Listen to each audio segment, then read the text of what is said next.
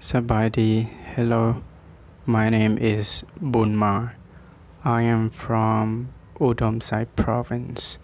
Laos. Now I live in Chiang Mai, Thailand. สบายดีหมู่เพื่อนหมู่ทุกคน มื้อนี้ข้าพเจ้าเองบุญมาจะมาสอนการแนะนำตัวเป็นภาษาอังกฤษหรือ self introductions in English ไปเบิ่งพร้อมๆกันเนาะ Let's go เดี๋ยวสิฟ้าไปใส่คือก่อนอื่นหมดต้องขอแนะนำตัวหรือทำความเข้าใจกันเนาะข้าพเจ้าเองก็เป็นนักศึกษากำลังจะขึ้นปี2คือเรียนภาษาอังกฤษโดยตรงแต่บ่แม่นการสอนคือคลิปนี้เป็นคลิปทำอิฐหรือคลิปแรกที่ข้าพเจ้าเฮ็ดดังนั้นก็ตื่นเต้นไปหน่อยหนึ่ง บ่เป็นหยังเนาะอภัยกันคือการแนะนำตัวบทนี้ก็คือแบบทั่วๆไปเลยเอาไปปรับใช้ในสถานการณ์แบบใดก็ได้โอเคเดี๋ยวเราไปเบิ่งพร้อมๆกันเลยเนาะว่ามีหยังได้อันที่หนึ่งก็คือ hello ก็คือการทักทายหรือสบายดีหลังจากนั้นก็เป็นชื่อเนาะ hello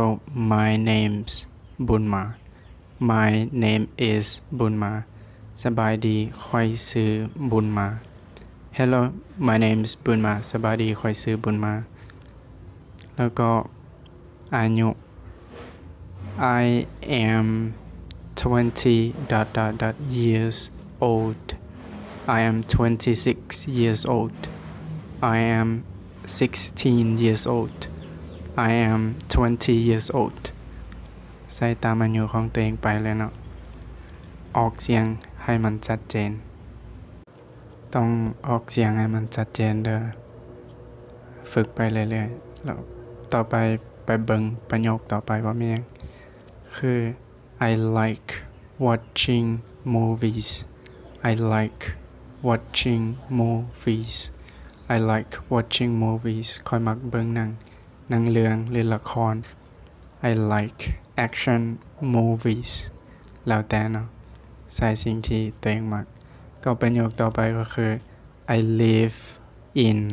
ใส่สถานที่ที่ตัวเองอยู่เช่นตัวอย่าง I live in Thailand I live in Thailand I live in Thailand ค่อยอาศัยอยู่ประเทศไทยประโยคต่อมาคือ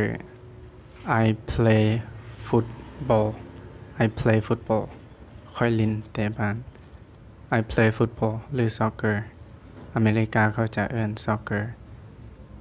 คือ I play football ประโยคนี้ก็คือสิ่งที่เฮาเฮ็ดคือเฮาเฮ็ดอยู่เป็นประจำบ่แม่นว่าสิ่งที่เฮามักเฮ็ดก็คือสิ่งที่เฮาเฮ็ด I play football ค่อยเล่นเตะบอลค่อยเล่นเตะบอลหรือค่อยเตะบอล บอกกันได้เด้อคือต่อมาคือ my favorite color is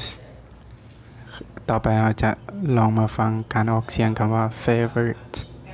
มันจะออกเสียงแบบใดเริ่มเลย favorite favorite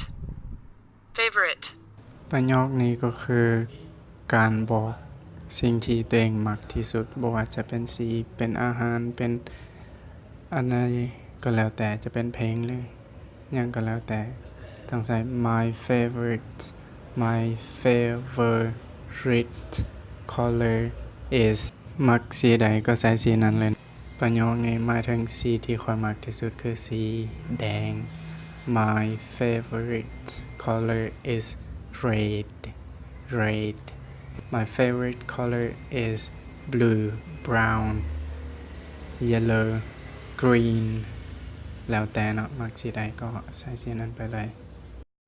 ต่อไปเราไปเบิ่งประโยคทั้งหมดเลยเริ่มจาก Hello สบายดี My name's Bunma ค่อยชื่อบุญมา I am 26 years old ค่อยอายุ26ปี I like watching movies ค่อยมักเบิ่งหนัง I live in Thailandค่อยอาศัยอยู่ประเทศไทย I play football ค่อยเล่นกีฬาค่อยเตะบอล My favorite color is red สีที่ค่อยมักที่สุดคือสีแดงสีที่ค่อยมักที่สุดคือสีแดง แรงบันดาลใจและเวียกบ้าน If you can dream it you can do it ถ้าเจ้าสามารถฝันได้เจ้าก็สามารถเฮ็ดมันได้คือเจ้าสามารถเฮ็ดความฝันให้เป็นจริงต่อไปค่อยขอฝากให้พวกเจ้าจดคำศัพท์ที่พวกเจ้ายังบ่เคยรู้ในคลิปนี้แล้วก็แปลเป็นภาษาลาวแล้วก็ท่องแล้วก็ขอบใจหลายๆที่ชมคลิปนี้ขอบใจหลายๆถ้าเจ้ามีคำถามหรืออยากให้ค่อยสอนบทใดต่อไปกรุณาคอมเมนต์บอกค่อยได้เด้อแล้วก็อย่าลืมกดติดตามแล้วก็กดไลค์เพื่อเป็นกำลังใจให้ค่อยสร้างคลิปต่อไปเด้อขอบใจหลายๆ